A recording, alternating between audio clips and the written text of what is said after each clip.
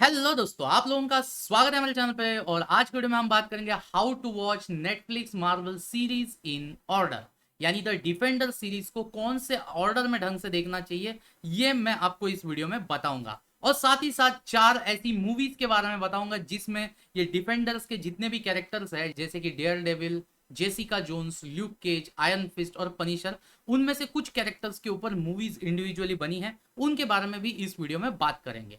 लेकिन ये जो नेटफ्लिक्स मार्वल की सीरीज है, इनको मैं जिस सीक्वेंस में बताऊंगा वही सीक्वेंस में आप देखिए, ताकि आपको कहानी जो है वो प्रॉपरली समझ में आ सके। ऐसा ना कीजिएगा कि डेयर डेविल के आपको पता है कि 3 सीजन अवेलेबल है, तो आपने 1 2 3 बैक टू बैक देख लिए, तो आपको बहुत सारी चीजें जो है ना वो मिसिंग लगेगी। क्योंकि होता क्या है, डेयर डेविल के कई सारे कैरेक्टर्स जो है वो दूसरे सीरीज में जाते हैं और फिर वापस डेयर डेविल में आपको देखने को मिलेंगे। जैसी मार्वल्स की एवेंजर्स मूवी आती है जिनको क्रॉसओवर मूवीज बोला जाता है, वैसे ही इसकी द डिफेंडर्स नाम की सीरीज है जो एक क्रॉसओवर है, उसमें सारे सुपर हीरोज हमको देखने को मिलते हैं। चलिए गाइस, शुरू करते हैं इनका देखने का सही तरीका क्या है। देखिए, इस सीरीज की शुरुआत आपको करनी चाहिए डेयर डेविल सीजन 1 से। डेयर डेविल एक ऐसा सुपर हीरो है जो आंखों से अंधा है, लेकिन उसके बाकी सेंसेस इतने पावरफुल है कि मतलब एक आंखों से देखने वाले बंदे से ज्यादा हरकतें वो बिना देखे कर सकता है। यानी अगर कोई सामने से बंदूक की गोली चला रहा है तो उसको कैसे डॉज करना है वो उसको बेटर तरीके से पता है, बजाय कि हमारे जैसे नॉर्मल ह्यूमन बीइंग के। और डेयर डेविल का जो सीजन 1 का विलन है विल्सन फिस्क, यानी जिसको किंग पिन भी बोला जाता है,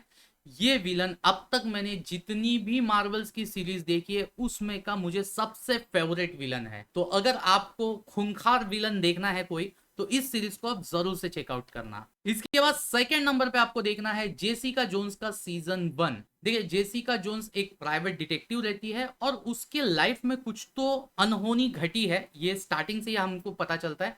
फिर एक किलग्रेव नाम का बंदा जो है वो उसके लाइफ में आता है और पता चलने लगता है हमको कहानी देखते देखते कि इसने जेसिका जोन्स के पास्ट लाइफ में कुछ खतरनाक चीजें की है, और जिसके वजह से जेसिका जोन्स बहुत ज्यादा डर जाती है। क्योंकि इसका जो विलन है किलग्रेव, पूरा इंसान के माइंड के साथ खेल लेता है। मतलब ये इंसान को जो चीज करने बोलेगा, चाहे इंसान की मर्जी हो चाहे नहीं हो, वो वैसी चीजें करेगा। तो ऐसे विलन को रोकने के लिए जेसिका जोन्स काम करती है। फिर क्या वो उसमें कामयाब हो पाती है, या किलग्रेव जैसा अपना मर्जी चाहे वैसे पूरी दुनिया को पागल बना सकता है, ये आपको इस सीरीज में देखने को मिलेगा। लेकिन इसी के साथ साथ इसमें आपको देखने को मिलेगा ल्यूक केज। आगे जाके ल्यूक केज का सीजन 1 आया था, लेकिन अगर आप ल्यूक केज डायरेक्ट वहां से देखना स्टार्ट करोगे तो उसकी बैक स्टोरी जो है वो आपको प्रॉपरली समझ में नहीं आएगी। वो स्टोरी आपको जेसिका जोन्स से स्टार्ट होती है। थर्ड नंबर पे आपको देखनी है डेयर डेविल सीजन 2। अभी देखिए, डेयर डेविल सीजन 2 पर्सनली बहुत ही स्पेशल सीजन था, क्योंकि इस सीजन में हमको डेयर डेविल के साथ साथ पनिशर और इलेक्ट्रा नाम के दो सुपर हीरो कैरेक्टर्स देखने को मिलते हैं। भाई, इलेक्ट्रा जो रहती है वो इसमें मतलब क्या बोलूं कि वो डेयर डेविल की गर्लफ्रेंड का रोल प्ले करती है कि उसकी पास्ट गर्लफ्रेंड का रोल प्ले करती है, भाई वो तो आपको पूरा सीरीज देखने के बाद ही पता चलेगा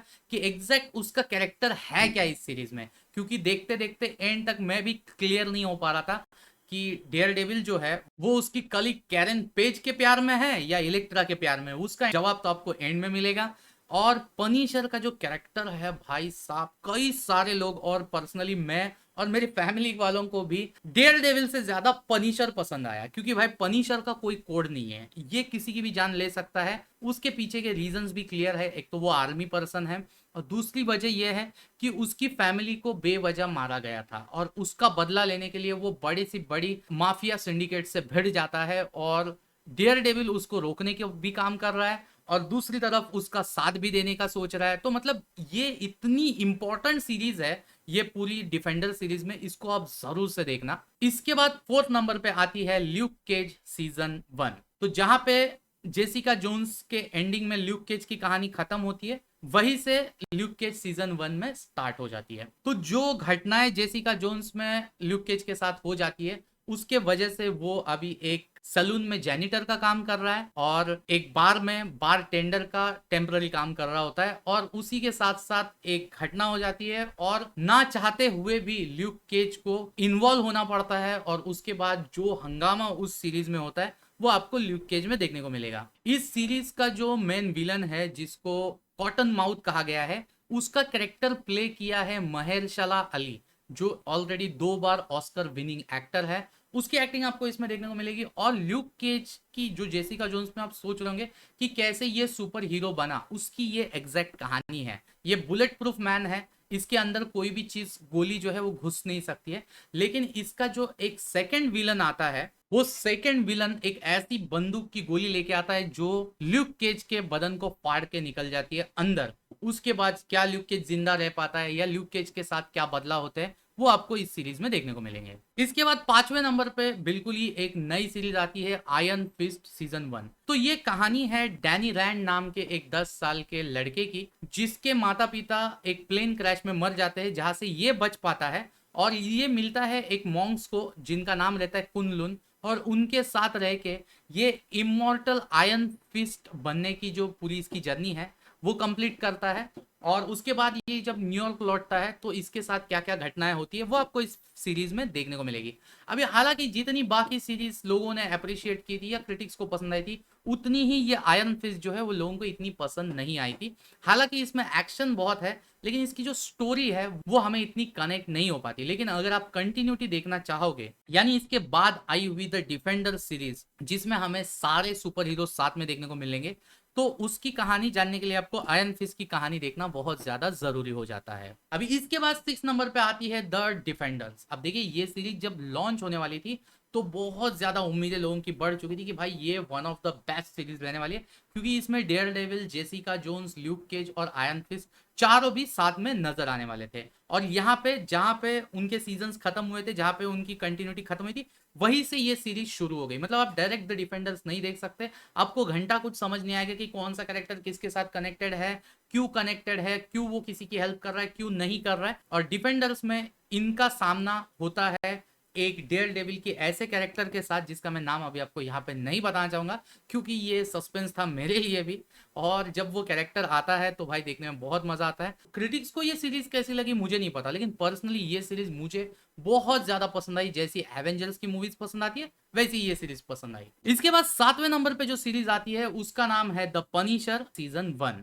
अभी देखिए पनिशर जो है ना, इसकी एंट्री हुई थी डेयर डेविल सीजन 2 में, और डेयर डेविल का सीजन 2 आने के बाद लोगों ने द पनिशर को इतना पसंद किया, इतना पसंद किया, जैसे मतलब लोगों को लग रहा था कि डेयर डेविल से ज्यादा इसकी पॉपुलैरिटी बढ़ रही है। और उसी को ध्यान में रखते हुए नेटफ्लिक्स मार्वल वालों ने क्या किया, इसका पूरा इंडिविजुअल सीजन बनाया। और भाई साहब सच बता रहा हूँ, कई बार आपको भी ऐसा पर्सनली फील होगा कि डेयर डेविल से कहीं तो ये ज्यादा तो पावरफुल नहीं है, कहीं ज्यादा इसका सीरीज अच्छा नहीं है, लेकिन है। मतलब मैं आपको बताऊं ना कि कई बार ये होता है कि आपको ऐसा लगेगा भी, फील भी होगा कि डेयर डेविल से भी ये अच्छी है। मैं इसका ये मतलब नहीं है कि डेयर डेविल खराब है, डेयर डेविल इस पूरे डिफेंडर सीरीज की सबसे बेस्ट सीरीज रही है, लेकिन कई जगहों पे पनिशर उसको डिफीट करने का काम करती है। तो इस सीरीज को भी आप जरूर से चेकआउट करना, क्योंकि इसमें पनिशर पूरा खुले में निकल के आता है और उसके बाद जो हंगामा ये करता है बहुत मजा आता है। इसके बाद 8वें नंबर पे आपको देखनी है जेसिका जोन्स का सीजन 2। तो इसमें आपको, हालांकि जेसिका जोन्स की जो पास्ट की कहानी थी, मतलब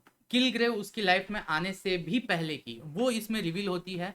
और उसके कुछ चीजों के जवाब जो है वो आपको जो फर्स्ट पार्ट में आपके दिमाग में चल रहे होंगे कि उसका उसकी माँ के साथ रिश्ता ऐसा क्यों है, उसका उसकी बहन के साथ ऐसा रिश्ता क्यों है, वो सारे सवालों के जवाब आपको देने का काम सीजन 2 करता है। इसके बाद 9 नंबर पे आपको देखनी है ल्यूक के सीजन 2। और इस सीरीज की शुरुआत एग्जैक्ट वहीं से होती है जहां पे द डिफेंडर्स का एंड हुआ था। और यहाँ पे मारिया स्टोक्स जो फर्स्ट सीजन की ल्यूक केज की विलन रह चुकी है, वो वापस आती है अपना सिंडिकेट क्रिएट करने के लिए, और उसको हेल्प कर रहा होता है शेड्स।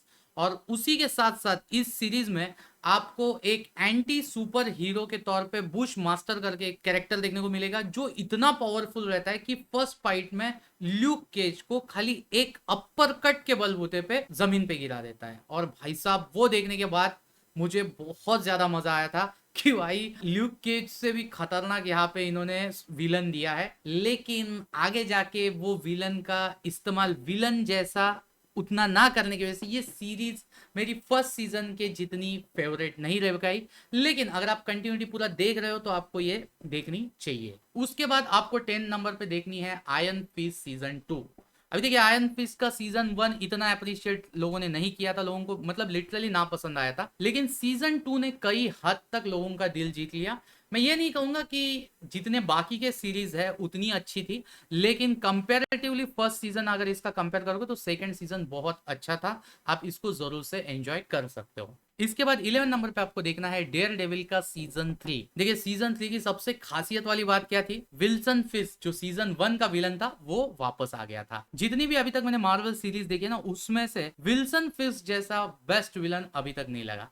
लेकिन मैं एक चीज बताऊं, विल्सन फिस्क की एक्टिंग और वो जहां पे भी आता है वो तो अच्छा लगता ही है, लेकिन डेयर डेविल की ये सीरीज स्टार्टिंग से इतनी स्लो थी ना कि मैं इसको उतना एंजॉय नहीं कर पाया। हालांकि जब ये सेकंड हाफ में पहुंचती है तो थोड़ा पेस पकड़ लेती है, और इसकी बेसिकली जो एंडिंग थी वो बहुत अच्छी थी, लेकिन बाकी ये सीरीज सीजन 1 या सीजन 2 के कंपैरिजन में मुझे थोड़ी हल्की लगी। इसके बाद 12th नंबर पे जो सीरीज आएगी उसका नाम है द पनिशर सीजन 2। तो भाई अगर देखिए आपको पनिशर सीजन 1 पसंद आया है तो आप सीजन 2 आपको पक्का देखना ही है, क्योंकि ये सीरीज जो है ये उस कहानी को जहां पे सीजन 1 खत्म होता है उसको आगे बढ़ाने का काम करती है। इसके बाद 13 नंबर पे आती है जेसिका जोन्स सीजन 3। तो अभी ये सीरीज जो है मतलब कहा जाए तो उतनी अच्छी नहीं थी, मतलब जितनी जेसिका जोन्स के पुराने 2 सीजन थे उतना अच्छा ये सीजन नहीं था। इसको लोगों ने इतना अच्छा खास पसंद नहीं किया। बट जेसिका जोन्स सीजन 3 ये इस डिफेंडर सीरीज की आखिरी सीरीज थी, और उसके बाद ये पूरे सीजन जो है वो खत्म हो जाते हैं, और ये सब एक दूसरे के साथ कनेक्टेड होने की वजह से जिस सीक्वेंस में मैंने बोला है उसी में आप जरूर से देखिए। अभी आते हैं हमारी 4 मूवीज के ऊपर कि जो अगर ये सारे कैरेक्टर्स आपको पसंद आते हैं तो इनके ऊपर इंडिविजुअली कुछ मूवीज बनी हुई है, तो वो कौन सी मूवीज है और उनको कौन से सीक्वेंस में देखना चाहिए, आइए बात करते हैं। देखिए मूवीज की बात करें तो सबसे पहली मूवी आपको देखनी पड़ेगी 2003 में आई मूवी डेयर डेविल। अभी इसमें मैट मर्डॉक का रोल प्ले कर रहा है actor Ben Affleck. Ben Affleck वही एक्टर है जिसने बैटमैन वर्सेस सुपरमैन और जस्टिस लीग में बैटमैन का कैरेक्टर प्ले किया हुआ है। अभी हालांकि ये जब लॉन्च हुई थी तो ये इतनी खास सक्सेसफुल नहीं रही, लेकिन फिर भी इन्होंने सोचा कि इसमें जो इलेक्ट्रा का कैरेक्टर है, मतलब देखिए इलेक्ट्रा और डेयर डेविल का कनेक्शन इतना स्ट्रांग है कि जहां पे डेयर डेविल रहे और वहां पे इलेक्ट्रा ना रहे ऐसा नहीं हो सकता है। तो यहाँ पे इलेक्ट्रा जो है वो एक छोटे से रोल में हमको नजर आती है। तब भी ये लोग सोच रहे थे कि हम एक यूनिवर्स क्रिएट करें, और उसी के चलते इन्होंने इलेक्ट्रा की एक इंडिविजुअल फिल्म बनाई जिसका नाम था इलेक्ट्रा, जो 2005 में रिलीज हुई थी, और इसकी कहानी जो है वो डेयर डेविल की कहानी से आगे कनेक्ट हो जाती है। लेकिन हालांकि ये मूवी अगर आपको एक्शन पसंद है तो पसंद आएगी, लेकिन इसकी स्टोरी लाइन जो थी ना वो इतनी स्ट्रांग नहीं थी। लेकिन इसमें जिसने इलेक्ट्रा का रोल प्ले किया है, जेनिफर गार्नर नाम की जो एक्ट्रेस है, उसकी बहुत ज्यादा तारीफ हुई थी, और पर्सनली मुझे उसकी एक्टिंग और इस फिल्म की एक्शन बहुत ज्यादा पसंद आई थी। तो अगर आप एक्शन के फैन हो तो इसको जरूर से देखिए। इसके बाद आपको देखनी है मूवी 2004 में आई हुई जिसका नाम है द पनिशर। तो भाई साहब देखिए ये मूवी जो है ये मार्वल फैंस को तो बहुत ज्यादा पसंद आई, लेकिन क्रिटिक्स को उतनी पसंद नहीं आई। अभी देखिए पनिशर का कैरेक्टर कैसा है वो तो आपने पनिशर सीरीज में देख ही लिया होगा। अगर वो देख के आपको वो पसंद आता है तो आप इस सीरीज को जरूर से चेकआउट करना। इसमें भी आपको हार्डकोर एक्शन देखने को मिलेगी। और अगर पनिशर आपको बहुत ही ज्यादा पसंद आता है तो इसके ऊपर और एक 2008 में फिल्म बनी थी जिसका नाम था पनिशर वॉर जोन। अभी देखिए ये द पनिशर का सीक्वल नहीं थी, इसको वापस से इन्होंने रिबूट किया था, और ये फिल्म जो है ना ये भी क्रिटिक्स को इतनी पसंद नहीं आई, लेकिन ये ऑडियंस को भी इतनी पसंद नहीं आई, और इस वजह से ये बॉक्स ऑफिस पे बहुत ज्यादा डिजास्टर साबित हुई। लेकिन अगर आप एक्शन फिल्मों के दीवाने हो तो इस फिल्म को आप एक बार जरूर से चेकआउट कर सकते हो। बाकी ये वीडियो आपको कैसा लगा आप कमेंट करके जरूर बताइएगा। वीडियो अच्छा लगे तो वीडियो को लाइक करना, चैनल पे फर्स्ट टाइम आए तो चैनल को सब्सक्राइब करना। अब मिलते हैं और एक ऐसी वीडियो के साथ, तब तक के लिए गुड बाय।